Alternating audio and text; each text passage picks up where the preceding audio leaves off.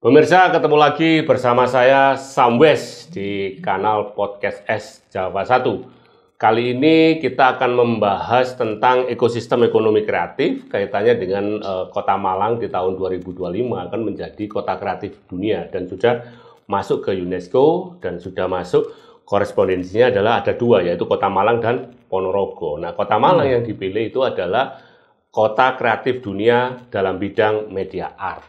Padahal seperti yang kita ketahui, di ekonomi kreatif ada 17 subsektor. Salah satunya adalah seni pertunjukan. Nah, kali ini kita akan membahas akar tradisi seni pertunjukan di Malang Raya, begitu ya. Nah, kita akan membahasnya dengan seorang sejarawan yang sudah paten, pakem, dan tidak diragukan lagi keilmuannya. Kita sapa dulu beliau, Pak Dwi. Sehat selalu, Pak Dwi? Sehat, Mas Wes. Siap, Pak Dwi masih tetap energi, Pak Dwi. Pak Dwi, kalau kita menoleh ke belakang gitu, kita tentu membangun masa depan tidak boleh melupakan akar sejarah, sehingga kita tidak kehilangan jati diri, begitu ya. Nah, seperti yang kita ketahui di area Malang Raya ini, gak usah jauh-jauh, mulai pertengahan abad 8 kita ada kerajaan Kanjuruan, kan begitu ya? Terus masuk ke abad 10 ada kerajaan Mataram kuno. Masuk ke abad 12-13 ada Tumapel atau Singosari ya, dengan kroniknya. Terus kemudian masuk abad 14 sampai abad 5 Mojopahit.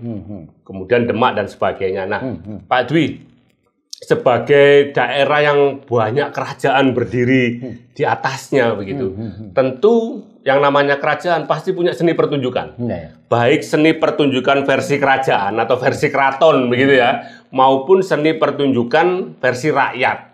Nah, ini bagaimana sih sebenarnya akar budaya seni pertunjukan di daerah Malang Raya ini, Pak Dwi? Ya, baik. Jadi kalau kita menilik perjalanan panjang sejarah Malang Raya ya, kita tidak hanya Kota Malang ya, Malang Raya.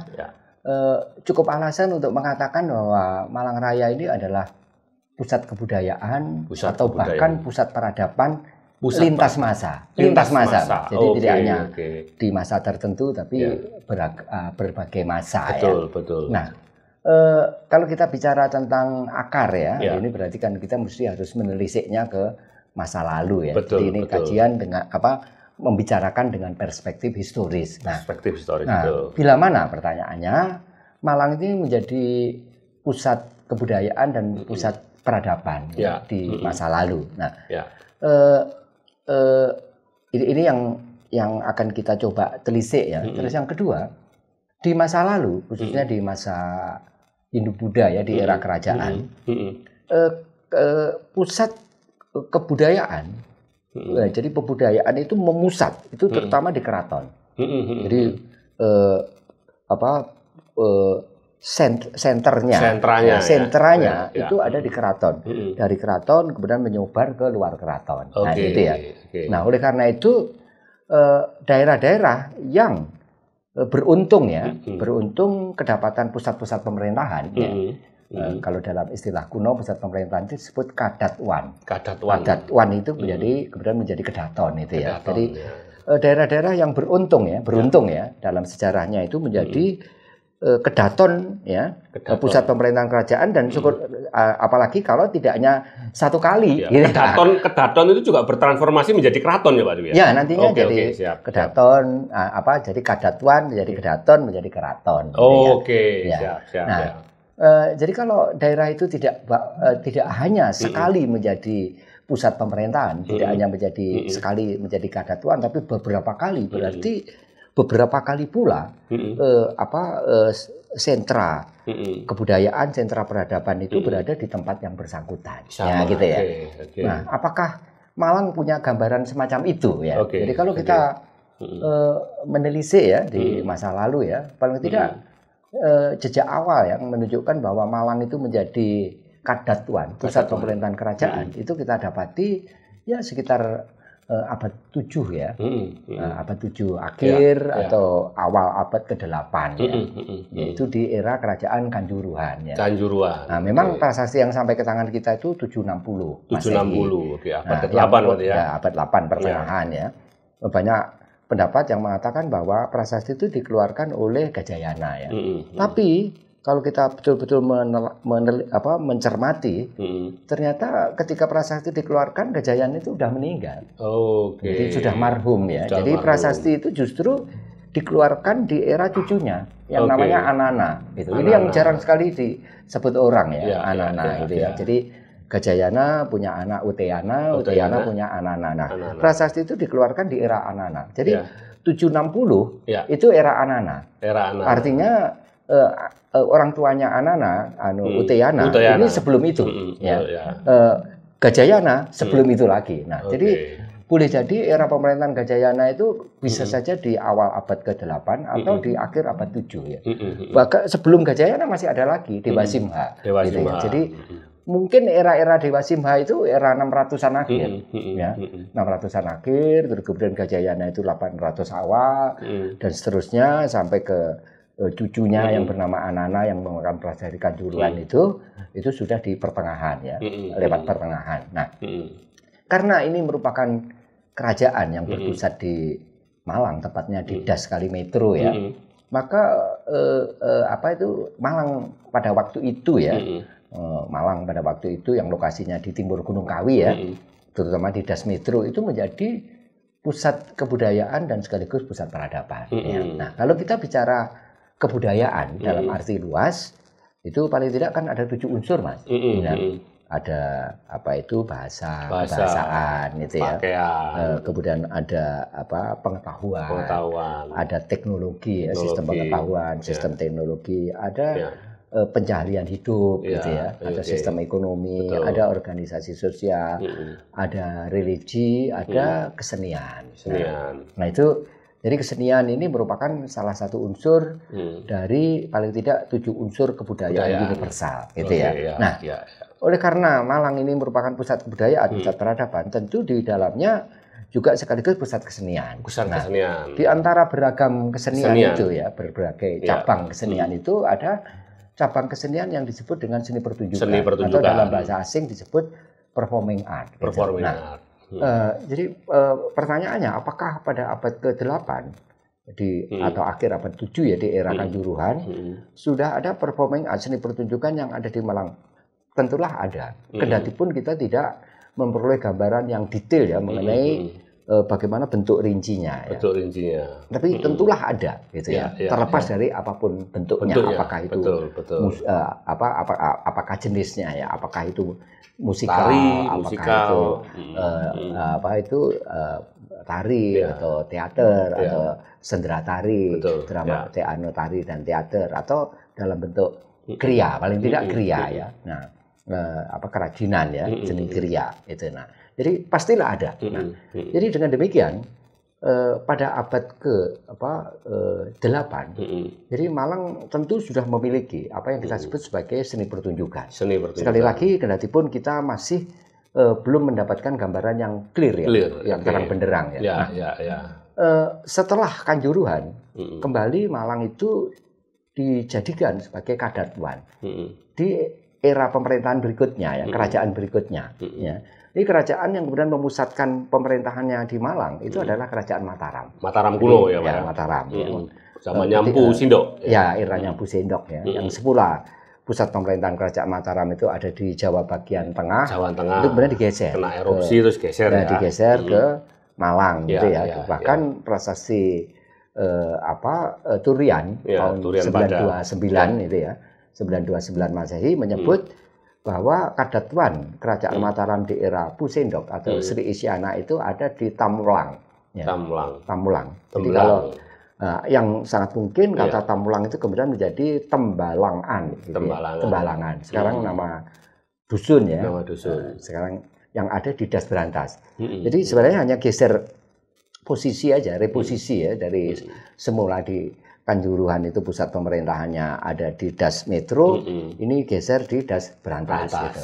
Tapi kembali lagi bahwa Malang dijadikan sebagai kadatuan. Kembali lagi Malang menjadi pusat kebudayaan dan pusat peradaban sekaligus ya, pusat pemerintahan juga. Gitu. Nah, yang menarik kita di era pemerintahan Pusendok, kita mendapatkan sejumlah prasasti ya, Pusendok yang ditulis di Malang, malah yang berada di Malang mulai tahun 929 ya sampai sampai 940-an ya. Dari beberapa prasasti, paling tidak dari prasasti yang sendok yang ada di Malang itu kan kurang lebih antara 8 sampai 9 prasasti ya. Nah, beberapa prasasti sendok yang tersebar mulai dari Lawang, Singosari bagian timur sampai ke timur itu, paling timur itu sampai ke Jeru-Jeru ya. Prasasti Jeru-Jeru itu, kata Jeru-Jeru itu kan dari Jeru, ada di Tumpang itu. Di dalamnya menyebut tentang adanya seni pertunjukan. Jadi seni pertunjukan sudah jelas disebut di dalamnya ya. Nah, jadi terkait dengan upacara penetapan sima, penetapan perdikan. Nah, jadi di upacara penetapan perdikan ini di samping ada acara pokoknya itu kan menetapkan status ya istimewa dari suatu desa itu sebagai apa yang disebut dengan desa perdikan atau istilah kunonya sima atau swatantra. Nah, dalam rangkaian itu ya ini kan merupakan suatu kegembiraan ya, satu sukacita itu dihadirkan juga seni pertunjukan. Apa seni pertunjukan, Pak? Yang disebut yang menarik ya di prasasti ini, kita mendapatkan informasi tentang seni pertunjukan yang menggunakan properti topeng. Nah, kata topeng itu disebut memang tidak topeng, istilah yang dipakai itu istilah Jawa kuna yang digunakan untuk menyebut topeng itu adalah tapuk atau tapel. Tapuk atau tapel. Matapukan itu artinya menyajikan seni pertunjukan dengan menggunakan properti yang berupa tapuk gitu ya. Tapuk. Tapuk itu ini. Ya, ditapuk ya. Tapuk, karena topeng itu bentuknya kan seperti telapak tangan yang ada ininya. Ini kan ditangkupkan sini ya. Atau tapel. Tapel itu tapel jaran gitu, ditapelkan itu dilekatkan. Karena itu juga ada sebutan raket itu. Raket itu kan rekat ya, direkatkan ya. Topeng itu ya ditopkan ya. Jadi seperti tapuk topeng. Nah, jadi walaupun kata topeng tidak disebut tapi kata tapuk, kata tapel gitu dan kata raket ya, raket gitu ya. Di Bali masih dikenal. Untuk seni pertunjukan raket itu adalah seni pertunjukan yang mengenakan properti yang berupa topeng. Gitu. Raketan. Nah, ini menjadi petunjuk kepada kita bahwa seni pertunjukan yang menggunakan properti topeng itu sudah digunakan di Malang. Termasuk juga di dalang disebutkan juga siapa semacam dalangnya gitu ya. Ini karena mengenal topeng kan butuh dalang, Mas. Karena berarti ini bisa disebut sebagai cikal bakal topeng dalang. Topeng dalang, wayang topeng ya, Pak. Ya, wayang topeng ya, atau topeng dalang. Jadi karena pemeran itu mengenakan topeng, maka suaranya diwakili oleh dalang. Dan sampai sekarang topeng Malang itu kita kenal sebagai topeng dalang. Topeng dalang. Atau wayang topeng atau topeng dalang. Karena dialog dari tokoh peran itu diwakili oleh suara dalang gitu ya. Nah, itu karena itu muncullah sebutan topeng dalang. Madura itu Sumenep itu juga topeng dalang. Nah, juga di dalamnya disebut tentang wayang. Jadi artinya pertunjukan dalam bentuk wayang juga disebut di dalamnya. Biasanya itu dipentaskan di malam hari kalau wayang itu. Nah, jadi kalau kita lihat di prasasti Sendok ini jelas sekali bahwa di awal abad 10 gitu kan, antara 929 ya sampai kurang lebih 940-an lah. Itu kita jelas sudah memiliki seni pertunjukan. Bahkan seni pertunjukannya itu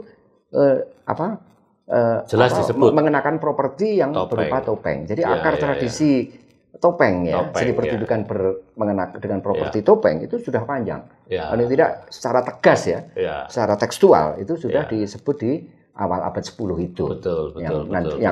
Kemudian Malang juga sangat dikenal sebagai kota yang lebih kan ya kalau itu abad 10 berarti 1 mileniuman yang lalu lah. 1 milenium lebih lah. Katakanlah 1 milenium lah. Jadi akar kesenian yang berproperti topeng atau semacam wayang topeng lah itu sebenarnya sudah 1 milenium di Malang.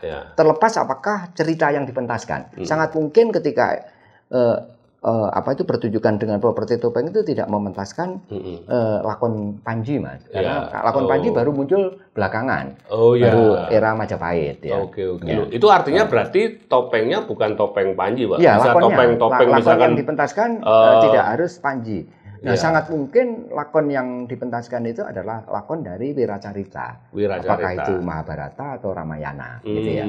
Nah, atau mungkin lakon-lakon yang lain ya. Bukan tidak mungkin juga topengnya itu tidak harus merupakan topeng dengan figur manusia, figur dewa, tapi juga bisa saja topeng binatang. Topeng binatang. Nah, sehingga kalau itu misalnya tarian itu adalah animal dance. Animal dance. Tarian binatang. Tarian gitu binatang. Ya. Nah, dan kita juga banyak menjumpai ya topeng-topeng binatang gitu ya dalam pertunjukan jaranan itu topeng-topengnya topeng-topeng binatang ya, apakah itu naga, apakah barongan itu ya, apakah itu kucingan, singa dan seterusnya. Itu berarti kita bisa mentafsir bahwa mulai abad 10 itu sebenarnya bandengan, kucingan, itu rampak barong itu sudah ada, Pak. Ya, kita tidak mendapatkan informasi tegas ya, tapi bahwa properti yang berupa topeng itu digunakan. Nah, topeng itu digunakan karena apa? Kalau tokoh peran itu wajahnya bisa diwakili oleh wajah pemain, itu tidak perlu topeng. Nah, topeng itu digunakan manakala memerankan tokoh peran yang perwajahannya itu tidak bisa perwajahan dari pemeran. Misalkan persona binatang, misalnya raksasa. Misalnya dalam Ramayana itu untuk kera. Raksasa kan juga. Nah, kalau sekarang raksasa wajah raksasa itu bisa dengan lukisan make up ya, dengan make up ya. Tapi dulu kan tidak secanggih itu ya, sehingga untuk menggambarkan raksasa itu ya dipakai topeng raksasa gitu ya. Nah, begitu juga untuk binatang ya, seperti kera atau binatang-binatang yang lain ya. Nah, jadi sangat mungkin ya pada masa itu topeng binatang dan topeng binatang berkembang ya. Di Jawa juga. Di Malang juga ada ya, di Banyuwangi juga punya, di tempat-tempat lain, Ponorogo juga punya ya. Nah itu sangat mungkin ya. Bahkan saya juga mendapati data yang menarik Mas di relief cerita Candi Rimbi ya. Ini eranya ini memang di luar Malang. Di mana Pak Candi Rimbi? Candi Rimbi itu ada di Jombang. Di Jombang. Jombang yang menuju ke arah Wonosalam itu ada Candi Rimbi yang merupakan tempat pendarmaan ya. Jadi banyak ahli mengidentifikasikan itu sebagai tempat pendarmaan untuk Tribuana Tunggadewi. Ibunya Hayam Wuruk ya. Nah, saya sangat mungkin Candi ini didirikan oleh Hayam Wuruk ya. Berarti kan abad 14 pertengahan ya. Nah, di Candi Rimbi itu ada satu panel itu yang menggambarkan di situ digambarkan dua orang ya. Yang satu itu musisi ya. Dia musisi ya. Dia seseorang yang sedang memainkan alat musik ya. Nah, alat musiknya itu adalah apa yang dalam istilah lama itu disebut dengan reong. Reong. Alat musik apa itu, Pak? Reong itu bentuknya seperti kendang ya. Jadi ada resonatornya. Ada resonatornya, tapi resonatornya itu berpinggang. Jadi kendang berpinggang, cuma yang ada di penghujung kanan kiri itu bukan membran. Bukan membran kulit misalnya. Bukan kulit ya, tapi digantikan dengan tidak seperti kendang itu ya. Seperti kendang. Tapi itu adalah alat musik berpencu, jadi yang ada tonjolannya. Jadi kayak kenong. Nah, itu yang disebut dengan reong. Nah, reong itu hadir tidak hanya di Candi Rimbi ya, tapi juga hadir di Pendopo Teras Candi Penataran, juga abad 14 gitu ya. Artinya bahwa reong di masa lalu itu hadir di Jawa. Bahkan kita menemukan kalau abad 14 berarti era Majapahit ya. Majapahit ya. Kita menemukan juga bekas-bekas resonator ya. Itu ada tinggalan semacam itu kita dapati di lereng Penanggungan itu ya. Kita dapati semacam itu ya. Jadi resonator. Jadi sangat mungkin. Dan di Bali reong itu sudah sampai sekarang masih digunakan. Yang menarik di Candi Rimbi itu alat musik yang berupa reong sebagai waditra tunggal. Jadi itu tidak ensemble tapi pemain musiknya satu ya. Itu dia mengiringi seseorang yang sedang menari gitu ya. Sedang menari. Kalau kita lihat gerakan tangannya itu sedang menari, dan yang menarik perhatian kita kalau kita cermati di bagian kepalanya. Relief di bagian kepalanya. Itu kepalanya itu sepertinya sedang ditutupi sesuatu yang itu menunjuk pada topeng. Loncong gini ya. Dan itu moncong. Moncong. Nah, apakah itu menggambarkan bisa kera itu kan moncong, atau bisa binatang berkaki 4 ya, seperti misalnya bisa lembu, bisa kerbau, bisa rusa misalnya, bisa kuda dan seterusnya gitu ya. Nah, sayang sekali relief itu kecil dan aus Mas, sehingga memang ada kecurigaan saya ya yang mengamati bahwa di bagian kepala itu ada tonjolannya yang itu tanduk, bisa menunjuk pada tanduk itu. Nah, apabila itu bertanduk gitu ya dengan mulut yang moncong, kemungkinannya kan bisa lembu, sapi, atau Banteng, bisa kerbau. Gitu ya. Nah, jika itu kerbau, sangat mungkin itu menggambarkan tarian yang berproperti topeng dan tanduk. Yang kalau di Banyuwangi itu kita sebut sebagai kebu-kebuan. Kebu-kebuan. Gitu ya. Bandengan, nanti bisa juga bandengan itu Pak ya? Macam gandengan itu ya. Kalau masa lalu banteng itu kan hanya disebut dengan kerbau ya. Kerbau. Ya, kata banteng itu lebih mudah Mas. Karena di masa Hindu-Buddha itu kata banteng itu tidak muncul ya. Muncul tapi juga seringkali hanya disebut dengan mahisa. Mahisa. Mahisa itu artinya kerbau, gitu ya. Karena banteng itu kan kerbau liar. Gitu ya. Jadi istilah-istilah lama yang lebih banyak digunakan itu adalah mahisa. Sebutan banteng itu ada sedikit lebih mudah. Kalau Majapahit itu Majapahit akhir sampai memasuki masa-masa perkembangan Islam lah. Itu baru karena nama-nama prajurit Majapahit juga mahisa. Ya, banyak yang mahisa dari mulai dari era Erlangga, kemudian Kadiri, kemudian era Singasari, era Majapahit itu beberapa tokoh itu disebut dengan menggunakan kata nama-nama binatang ya, termasuk mahisa ya. Nah, kita kenal misalnya di Malang itu ada mahisa Bongateleng misalnya, ada mahisa Campaka, nanti ada lembutal gitu ya. Ada kebu anabrang, ada kebu hijau, dan seterusnya. Ini adalah sebutan bagi orang-orang tertentu, dan orang-orang tertentu itu adalah para kesatria. Tapi dengan unsur sebutan binatang, dan binatang salah satu binatang itu adalah mahisa atau kebu. Gitu ya. Jadi bisa disebut mahisa atau kebu. Kebu itu tulisannya KBO gitu. Jadi tidak KEBO tidak. Jadi E-nya tidak ada. Kebu gitu ya. KBO. Nah, misalnya kebu hijau gitu ya. Nah, itu kerbau. Itu mahisa ya. Nah, mahisa kita lihat gambaran mahisa yang di arca Durga Mahisa Suramardini. Saya tuh punya itu ya. Ya, Pak, yang di situ itu yang paling utara. Nah, ini ya. Nah, ini ada arca Durga ini. Ini adalah mahisanya. Ada mahisanya. Nah, ini dia berdiri di atas mahisa. Nah, jadi dia tanduknya panjang dan melengkung, ya, tanduk lengkung. Saya juga punya saya taruh di dinding itu itu tanduk kerbau. Nah, ini mirip sekali dengan tanduk-tanduk banteng ya. Oleh karena itu mahisa itu juga bisa kita maknai ya, kita artikan menunjuk juga pada binatang yang kita sebut sebagai kerbau liar atau banteng. Nah, jadi artinya seni pertunjukan yang menggunakan properti yang berupa topeng, berarti sebenarnya kalau tambahan-tambahan lain seperti tanduk dan sebagainya, untuk memerankan satu tokoh peran apakah itu raksasa atau binatang atau figur-figur lain yang tidak bisa diwakili oleh wajah si tokoh gitu ya. Itu digunakanlah properti yang antara lain berupa topeng tadi. Betul. Jadi kalau gitu memang DNA atau akar dari seni pertunjukan tadi, Pak ya, seni atraksi pertunjukan itu memang udah luar biasa. Udah panjang, paling tidak abad 10 itu kita sudah dapati ya, bahkan itu. Dan itu terkait erat dengan kearifan lokal loh ya, tidak hanya sekedar Pak ya, pertunjukan ya. Jadi memang beberapa inspirasi tarian, Mas. Inspirasi tarian itu adalah tarian yang diinspirasi. Ini kalau dalam istilah kesenian itu namanya mimetik ya, mimesis ya. Jadi meniru ya, meniru perilaku binatang. Oleh karena itu kita banyak sekali memiliki tarian-tarian yang merupakan tarian binatang atau dalam istilah asing disebut dengan animal dance itu ya.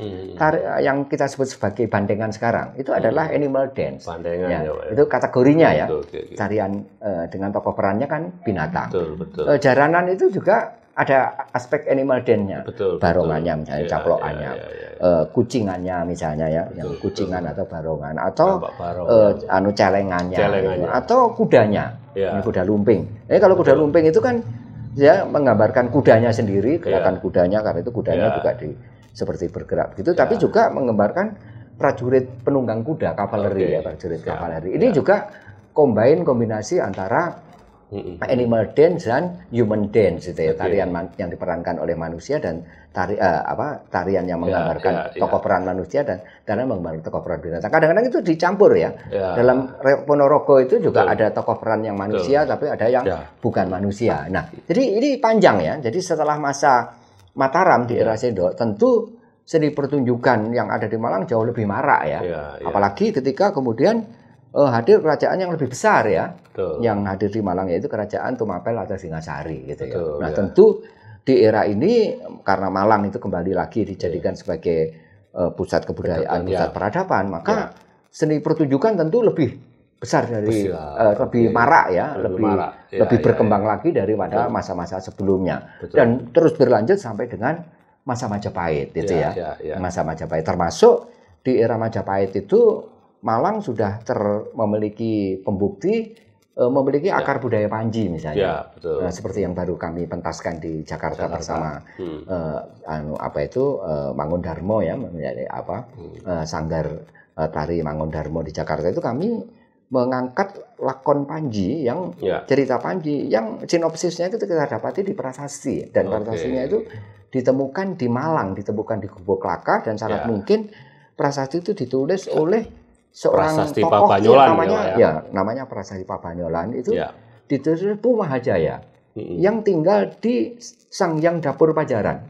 Pajaran masih kita kenal sebagai nama tempat ya sekarang di Poncokusumo tidak jauh dari Candi Kita. Prasasti ditemukan di Gubuk Laka yang juga wilayah Poncokusumo. Nah, jadi di era ini kita sudah mendapati adanya kasanah cerita Panji ya, yang memang betul-betul punya akar di Malang karena dituliskan di prasasti yang ditemukan di Malang ya. Begitu juga kita mendapati satu lakon yang yang bertema Panji ya, lakon Panji ya, varian cerita Panji dalam bentuk kidung dan itu konteksnya sangat Malang yaitu kidung Marga Semara gitu ya. Ya nanti kita suatu saat bisa ngomong itu ya. Artinya bahwa seni pertunjukan yang mengenakan properti topeng yang semula lakonnya itu diambil dari bisa Mahabharata, Ramayana atau lakon-lakon lokal ya atau mungkin perilaku-perilaku binatang yang distilasi istilahnya. Jadi gerakan binatang tapi distilasi menjadi tari binatang gitu ya. Gitu. Pak, menjadi menarik ketika tadi dipaparkan oleh Pak Dwi, ternyata kan seni pertunjukan itu mengandung 3 unsur ya. Kalau menurut saya sekarang ini mungkin hilang ya. Kalau hilang, saya katakan hilang ekstrim lah, mungkin luntur. Seni pertunjukan apapun, baik itu tari topeng, bahkan tadi mungkin istilahnya bantengan, begitu ya, atau seni pertunjukan jaranan kan gitu. Itu kalau menurut cerita Pak Dwi ada 3 hal. Yang pertama itu mengandung aspek spiritual, ya kan? Ada aspek spiritual gitu, bukan berarti pemujaan terhadap bandengannya, tapi aspek spiritual memuja kepada Tuhan Yang Maha Kuasa. Terus yang kedua itu ada aspek intelektualnya, ada local wisdomnya. Kenapa kok kemudian harus pakai stilasi hewan gitu ya? Nah, yang ketiga itu adalah aspek daya cipta atau kreasi. Kok bisa pakai kreasinya itu begini kan begitu ya. Ada kalau zaman sekarang mungkin kontemporer gitu ya. Nah, Pak Dwi kalau melihat seni pertunjukan saat ini Pak Dwi di Malang itu kan kalau seni rakyat begitu ya. Saya ngomong seni rakyat itu kan ada 3 besar ya. Yang pertama jelas bandengan, jaranan, panji gitu ya atau panji gitu ya. Ini kan 3-3-nya ini seolah-olah berebut menjadi citra di Malang, bersaing gitu. Bahkan gontok-gontokan ini nggak rukun ini 3 bandengan ini. Nah, kembali lagi kepada aspek 3 hal tadi, spiritual, terus kemudian intelektual atau local wisdom, dan yang ketiga adalah daya kreasi. Sebaiknya bagaimana sih teman-teman pelestari budaya seni pertunjukan ini, Pak? Ya baik, jadi mestinya ya, jadi tidak hanya single aspek ya. Jadi seni pertunjukan itu tidak hanya single aspek, artinya hanya menampilkan satu aspek ya. Tapi mestinya bukan single aspek, tapi poli aspek atau ragam aspek ya, beragam aspek ya. Jadi artinya seni pertunjukan itu mengekspresikan beragam aspek, bukan hanya aspek rekreatif misalnya, pertunjukan, hiburan, itu salah satu aspek ya. Nah, kita juga ada kesenian itu yang terkait dengan aspek religi. Aspek religi apakah tadi, itu spiritual bisa tadi. menjadi spiritual ya? Apakah merupakan bagian dari upacara? Ini bagian. Artinya kalau itu menjadi bagian, tanpa seni pertunjukan upacara itu batal. Nah, ini bagian yang terintegrasi. Sehingga itu mesti ada, mesti ada. Tanpa ada seni pertunjukan yang merupakan bagian dari ritus itu, maka ritusnya tidak absah. Gitu ya.